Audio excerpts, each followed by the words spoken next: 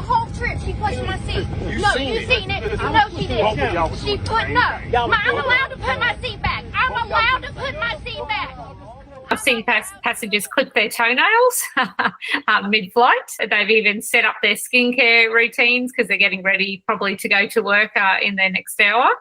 The only one we found funny one day, someone was in the toilet trying to air dry their underpants. So it was like it was their laundry at the same time.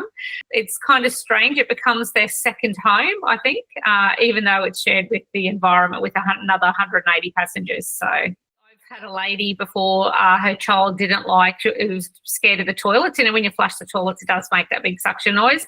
And she did let her son, she opened the door and let him stand on a carpet and just pee onto the floor in the toilet. We had a gentleman, like on takeoff and landing, the toilets are locked, so you can't use them. If children can hang on to their selves before they land, this gentleman thought he'd be smart because he went to the toilet and it was locked. I said, "Oh, sir, you've got to sit down. We're about to land." He peed into the sick bag and then tried to pass it to us on landing, like when he was walking out. Disembarking, yeah. And then you get the regulars that are stuffing their oversized baggage in the overhead lockers, but they'll actually take someone else's out and move theirs down the cabin to put theirs above them. So that's quite annoying. So be respectful to other people when they are on. But yeah, probably the big one, people's odours and smells. Just be respectful you're getting on. Just make sure you smell clean, especially if it's on a long haul flight, even from your red eye from Perth to Brisbane, and it could be 5 or 6 hours, that someone does have to sit beside you. So being clean could be nice. Probably stressful is when we have our medical emergencies. They're probably the most stressful we have, or we've had a passenger pass away on board.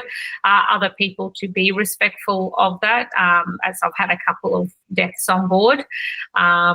Yeah, so that's probably the most stressful. It's probably something to do with the medical emergency, or if you have if you had a fire, that's our most important thing. And people, we're trying to deal with something. So yeah, being patient's probably the big thing. But yeah, anything to do with having a fire on board or someone smoking on board, which I've had before too, that can be quite stressful because we've got to follow all these procedures.